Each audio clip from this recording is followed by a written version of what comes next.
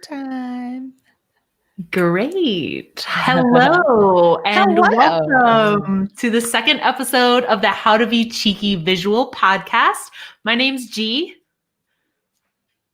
I guess this is where I introduce myself. My name is April. This is a rocky start, I think. Rocky start. That's okay. That's all right. It's only our second episode. I think we give ourselves like a little bit of credit. No, but I'm April, the co-host on this show. And G, the co-host on this show. I'm a content creator based in Amsterdam, and I work with Cheeky Cocktails remotely. Yeah. I don't know if we have to introduce ourselves in full every time. I don't know, It's most people we know probably watching. Yeah, for sure. So thank you everyone for joining us. Thanks for anyone who has watched our stream after it streamed as well. Things went last week. I think we got some really good feedback from folks who had watched, certainly during the show as well as afterward. And just, we'll say this at the end as well, but we really would love to hear any questions, comments, concerns that any watchers or listeners may have. So shall we jump directly into things, G? Yeah, absolutely. So last week we talked about the beginning of Cheeky, launching the business in the summer, the onset of the pandemic, everything kind of blowing up in our faces and taking off at the same time. And that really got us thinking about, we really focused heavily on how things were really difficult, how long the hours were, how many new skills we, and especially April, and later on myself as well, had to acquire in a short period of time. And that really got us thinking, what role did self-preservation and self-care play in the building of the business and the continuing building of the business? So we wanted to take this next episode to kind of talk about personal routines and rituals that keep us moving. Right. Right. Well, I think the first thing is very clearly this doesn't just apply to people building businesses. I think at this point in time, probably more than any other, at least in our lifetimes, I think everybody, regardless, again, if they work for a corporation, if they are a bartender or server, if they're, again, they've started and are running their own businesses, I think everyone's trying to figure out, like, what do I do with my life? What do I want to do now that things have slowed down a little bit? Like, now that I have choice, now that I'm able to kind of spend this time to sort of recalibrate and a little bit question myself and my choices. What do I want to do with myself? And part of that is, and we speak to entrepreneurs and just friends across industries all over. But I think part of that is saying, like, well, what kind of a day-to-day do I want? Like, how do I ensure that I am kind of coming to the world with the best that I have? And for me, it's throughout a lifetime as a bartender and, again, working in hospitality, I think I didn't really have a ton of routine or ritual outside of you show up in this time, you set up your stuff, and you build your, I guess, intellectual or academic knowledge to support spirits knowledge or cocktail knowledge, etc. And so for me in particular, like certainly in the starting of the business, and most recently, I've been taking routine very, very seriously. And so it's been, for me anyway, ensuring that I'm getting proper sleep. I mean, this is always a question with I think entrepreneurships or people who like to work, but eating properly, getting enough exercise, etc. And I was just thinking maybe we can talk a little bit about tactics and like the actual details for both of us, because this is somebody, again, no matter what kind of a lifestyle you have, people are constantly seeking like the proper balance. So thought it could be an interesting conversation and pretty timely, honestly, as far as January goes as well. Yeah, I was going to say, I feel like there's not many other months in the year that I think like, do I really need to like get my life in order right away? Yeah. And I've never really participated in things like dry January before. And I didn't really see much of a need to. And I also kind of felt like, I'm working in bars. After I get off work, I go out to bars with people I work in bars with. And now that I'm not working in a bar, it's kind of the first time where I feel like it was really like available and inviting to me. So I'm giving it a try. I kind of have a halfway mark. I feel like that's part of my journey is like, I have a halfway mark. It's a friend of ours' birthday, and I'm like, I might have a couple drinks on their birthday, and like, I'll reward myself for like being determined and diligent for 2 weeks. And then I'll go right back in and finish out the last 2 weeks. So that's something new I'm trying. It's not so much like a daily ritual that I'm making my whole life. But it is something I'm trying for January specifically. Yeah. And so you're saying yours is moderation? I think so. I guess I could look at it as moderation. I think the way that I'm really looking at it, I think, is discipline. And that is kind of playing a role into this other thing that I'm doing where I've started working out 3 times a week, Monday, Tuesday, Wednesday at the exact same time. I practice with a Krav Maga gym in New York that when the pandemic started, took all of their classes online. Shout out to FitHit NYC. The coaches there have honestly kept me so sane. Mm-hmm. And I mean, for most of, quarantine, I definitely didn't move or get off the couch. I just like coped with many, many cupcakes and baked goods and like totally baking my feelings. And then it kind of got to a point over the summer. I was like, I really do miss being active, and I now no longer fit in any of my pants. Yeah. And I can't buy new pants because there's no stores that are open. Yeah. So I'm like, okay, let's, maybe we're going to start working out again. So I'm doing that 3 times a week, and I started meal planning, and I'm doing dry January. So it seems kind of like an intensive January for me, but I'm looking at it like this is a little bit of a jump start to kind of get me through the winter months. Yep. And mostly I feel like it's about my mood than even like my body. And I'm sure you can speak to that. Like we talk about this all the time. Yeah. I mean, so I think if you do want to be an entrepreneur, or again, if you just want to be the best version of yourself, you have to have like mental health. And I think the right mental framework. You have to at least be working on it consistently, because let's just say something very stressful happens. And again, for anybody's life, regardless of what they do, those are the moments where we're susceptible. Those are the moments where we make bad decisions. And so if you are already in the practice of, as you said, having some discipline in your life, then those things are less likely to happen. So for example, I recently started, and again, I think our colleagues at the office probably think I'm a nut at this point, although they've been very gracious about it. But I started this macro tracking program several weeks ago. And what it does is it's an app. It's called RP Strength, and it's quite regimented, but it basically tells you per your weight, fitness goals. Again, do you want to lose weight? Do you want to bulk up, et cetera, et cetera?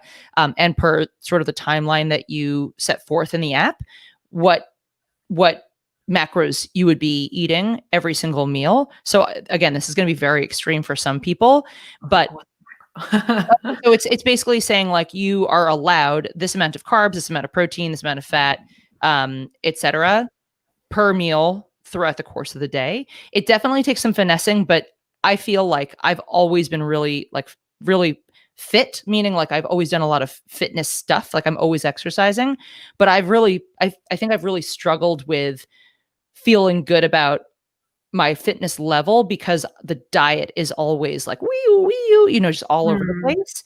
And so for me, I was looking for a solution where it would prompt me and it would remind me just ensuring that I was doing the right thing. So for this, I have 5 meals a day. This is by choice. You can do 3 if you want to, but it says per meal, it allows you, or it forces you to choose foods that fit the proper criteria to meet the macro standard for that meal. And I'm literally weighing everything out, which again, sounds like really like not sexy.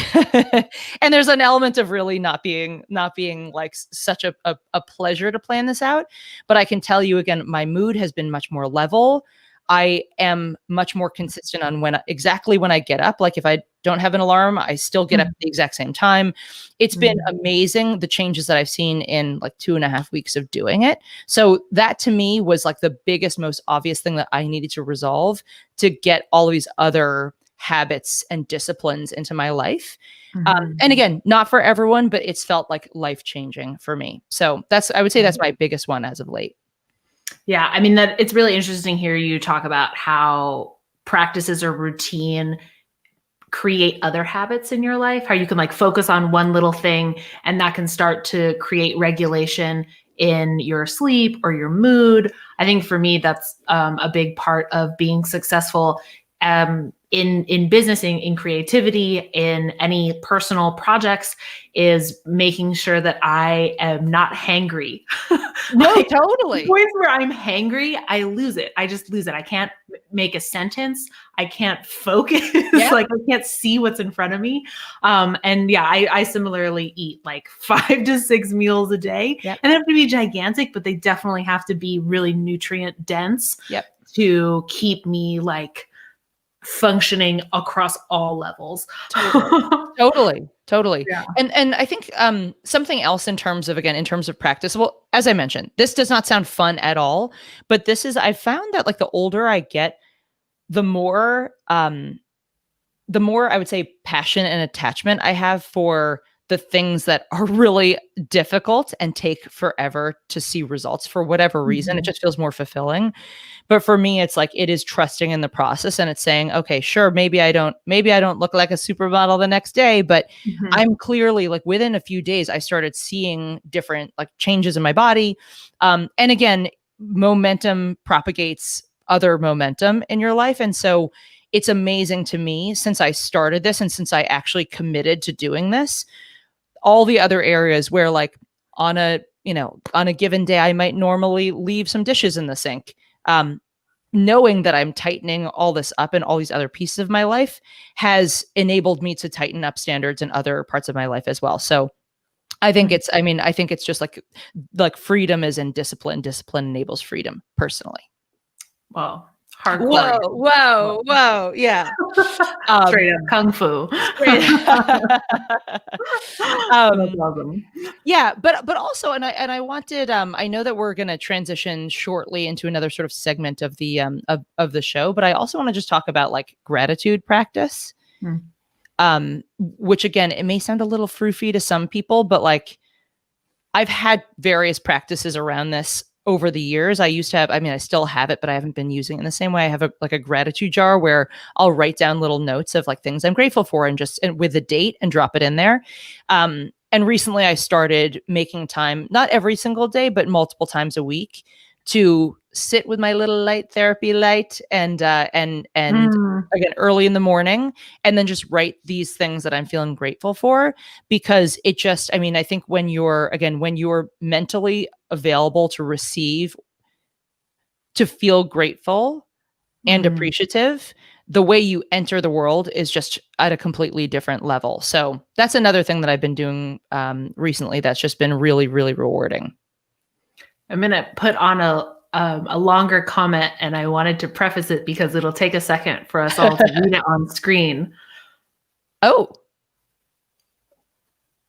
And about fasting as an amazing tool to clear your brain's addiction to sugar. I have thought about this often, and I don't know if this is a fact or not a fact, but I feel like I've heard at some point that sugar is like as addictive as cocaine, and that your body's dependency on sugar does impact your ability to produce serotonin, or like a number of other regulatory hormones that your body needs to just like be normal and function and survive.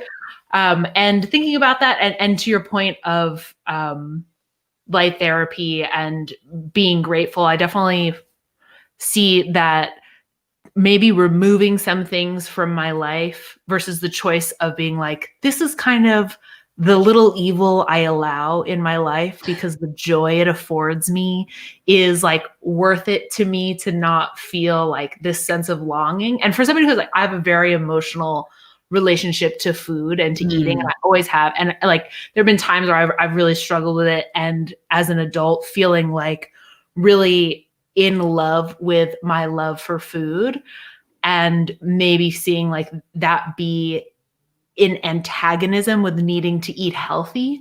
And that being like this really difficult place to just like stand in the middle of, also as like, you know, feeling like a woman in a feminized body in the world that we live in, existing so much on social media, and just kind of feeling like spread out in every direction by all of these voices about like what is okay and what is not okay. And, I feel like it takes it, back to moderation. It's like sometimes, being like, no sugar this week, but next week, Yeah. I'm eating a whole box of ho-hos. Yeah, no, It's also self-aware. Totally. And I think, I think it's interesting because what you were saying about the emotional connection to food, one of like bringing this a little bit back to Cheeky, but the premise on which Cheeky exists is in every culture around the world, there's rituals and celebration and ceremony around food and beverage. And in many ways it is, I think it's evocative of memory and memories. And it's also like it facilitates connection. And again, whether it's our stuff or whether it's, you have a ritual of having iced coffee with somebody or, serving, rose hip tea or whatever that may be. It is such a meaningful human experience and obviously element in our lives. And I think, I think we could go very far in the direction of talking about like how, we're in this era of like, in some cultures, it's about sustaining and feeding the soul. And in some cultures that I think primarily, well, perhaps more in the US, it's like food is fuel and like that's its primary function. Right. But again, I think across the board around the world, coronavirus hits and everyone starts baking and like making comfort food and things like that. So anyway, I digress. I'm going off a little bit on a tangent, but it's just so, yeah. I mean, I don't know. It's a human thing to I think have questions about this and reevaluate our relationships with it on the regs. Right. Even talking about it, I kind of have that warm, fuzzy feeling in my belly where I'm like, I'm talking about food and that just makes me happy. Yeah. Yeah. This might be a really great transition to go into the good news report. The good news report. Yeah. So this was actually, so G did the good news report. She held that shit down last week by herself. For this week, I am starting it off and then we're just going to chat about it. But so as I mentioned, the gratitude sort of piece of it, I think, any experience you have in your life, there's pros and cons, and some are really traumatic and some are really like blatantly really exhilarating and positive. And I think right now more than ever, the information that we see in the news tends to be quite negative. And so we've been looking around for just like really bright lights, things that we think are really inspiring or really positive, and we're excited to share. So I will let G play her muzak and then we'll get cracking.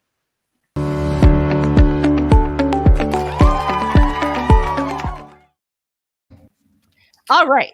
So the good news report today is about representation and role models. So this is obviously important. I think G and I were talking about this yesterday. I'm wildly uneducated about some of the sort of social justice elements of representation, but I can say that, no, I mean, it's true. I can say that role models, have been incredibly important in my life. And seeing some of the people who are showing up today and are achieving, like breaking barriers despite very challenging circumstances, just really inspiring. So this is probably not a surprise to people, but Kamala Harris is the first woman, the first Black woman, the first Indian American woman, and the first daughter of immigrants to be sworn in as vice president. Raphael Warnock is the first Black senator from Georgia.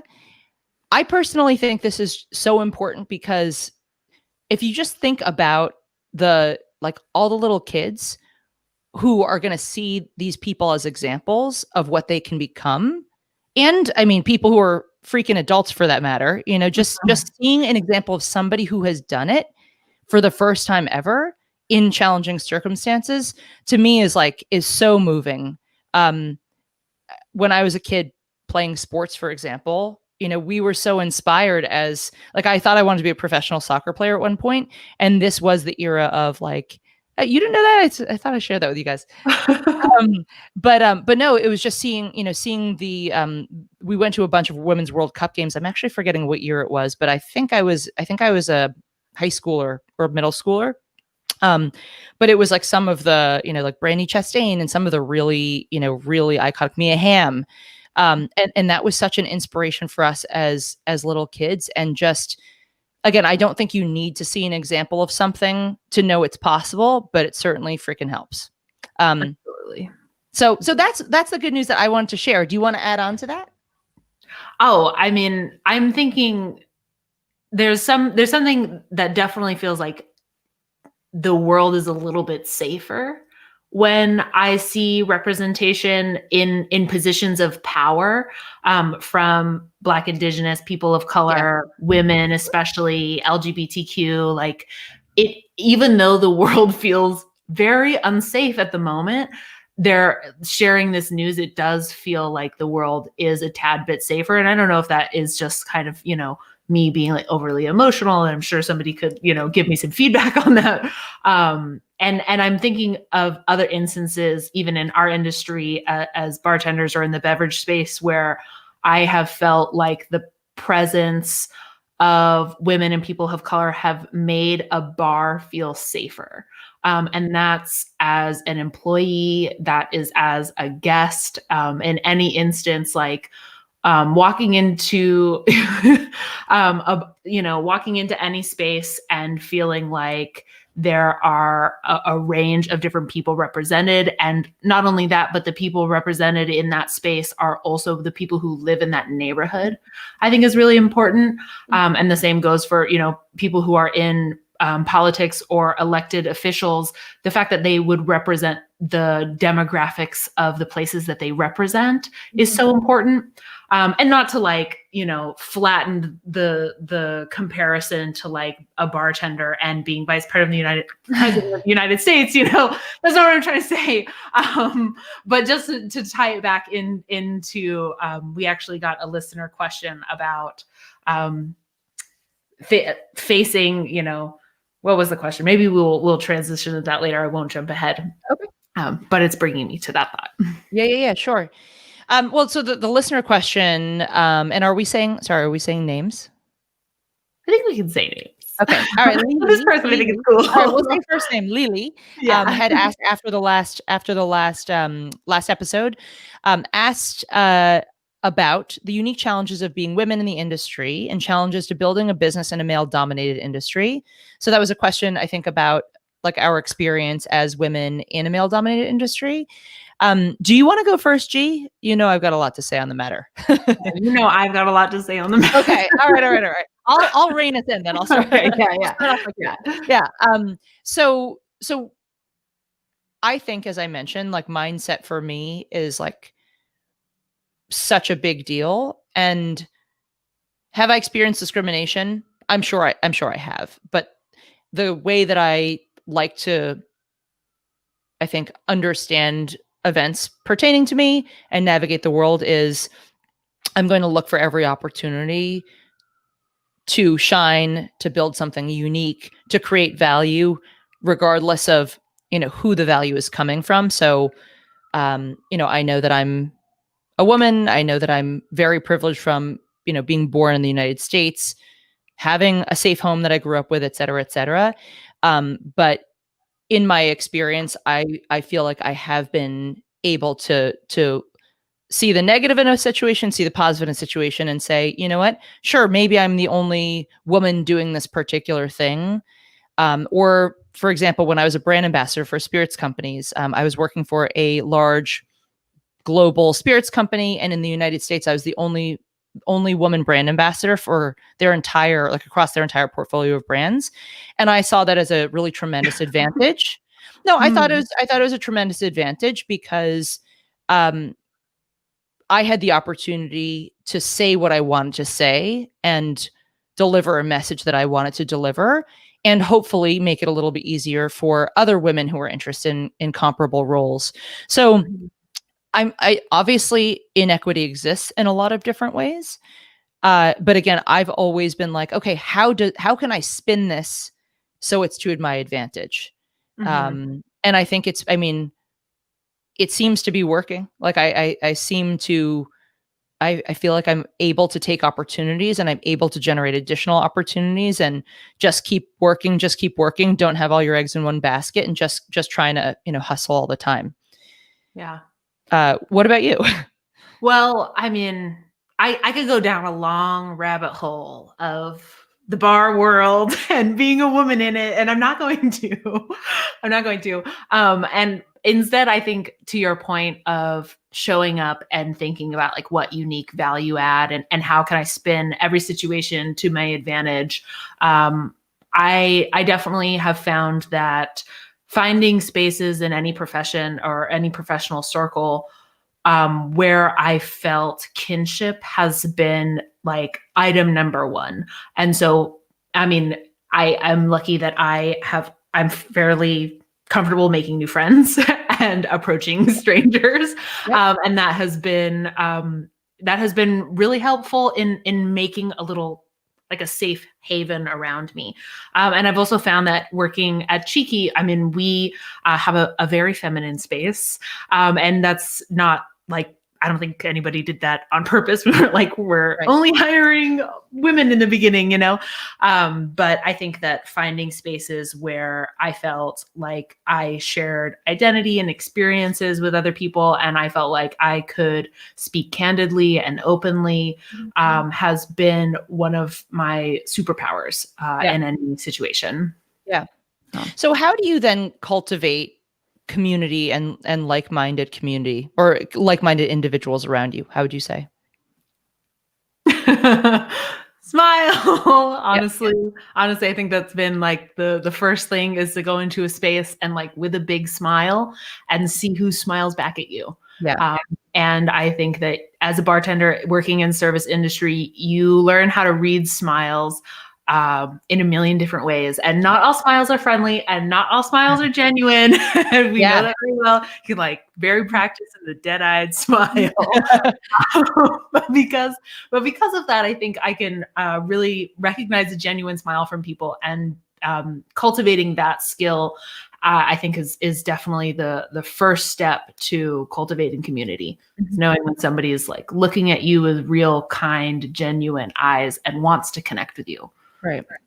So I actually want to transition that, and I know we don't have a lot of time left, but I just want to transition that into. Sorry, are you hearing a second echo? No. Okay, great. Sorry, it's just my thing was acting up. I guess I want to transition that to what are your thoughts on creating community, obviously when we are socially distanced? And there may not be any good, answer to that, right? I mean, I think we're trying with social media. I think everybody's kind of trying with social media, and there's a little bit like sometimes it's just more alienating to be in the digital space. And some part of me, I mean, we're about to enter Mercury retrograde. I'm going to say that like I know anything about it, even though I don't really, but I take Mercury retrogrades to be a time of like cultivating the internal and sitting with the conversation inside of myself. And sometimes that can feel lonely, but I know that after I spend like a month thinking about, how I speak to myself and what kind of relationship I cultivate with myself, I come out of it much more prepared to cultivate better relationships with everyone else in my life. Either I'll call on the phone when I used to never pick up the phone to call anybody. I'll respond to text messages when I used to let my inbox go bananas. Right. So that's what happened to all my texts. I'm sorry. I'm joking. No, but thematically, I mean, I think it's actually interesting because this brings us back to kind of where we started. So that I think about a lot of these things in the context of business. Right. And this one individual, Mark Laurie, who I've been following a lot recently, he had launched Jet.com and Diapers.com and sold both of them, one to Amazon and one to Walmart. So he's now the director of e-commerce for Walmart. Brilliant guy, really like very chill on the outside, apparently kind of a ninja on the inside, but just really like he's I actually want to get him on the show if we can at some point, because he's just like a super smart dude and he's mentors a lot of women and minority founders. Anyway, I read a quote from him last week, I think, where he said to have vision, to be a visionary, you need bandwidth.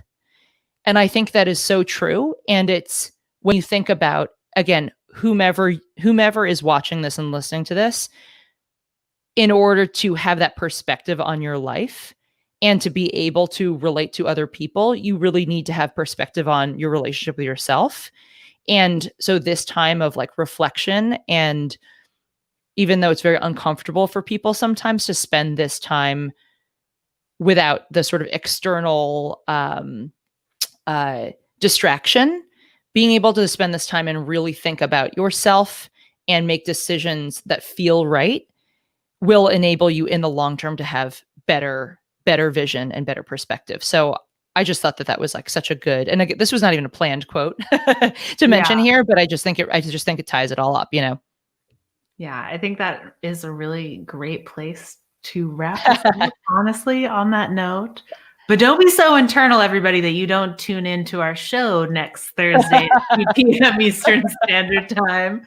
Don't be cultivating yourself so much that you don't come to our YouTube channel. But no, for next time. So we got a question about logistics. It was about logistics and hiring. And again, we would love if anyone is willing, if you can give us any feedback or thoughts of like, this resonated, this maybe was a little too abstract, this is the type of content I want to hear. We would love to give it to you, because we really want this to be valuable and compelling for people to watch. So it's all from me. Yep. So you can reach out to us on Instagram at Cheeky Cocktails, on Facebook. You can comment on the YouTube. Those are probably the best. That's Instagram. Yeah. I'm like, here's my phone number. my digits? address, show up at my house. We'll chat. Just kidding. Okay. And we will see you all next Thursday at 2 p.m. Eastern Standard Time. That's 11 a.m. Pacific Standard Time, right here on YouTube or Facebook Live. Amazing. Have a wonderful weekend and a wonderful rest of your week, everyone. Bye. Bye.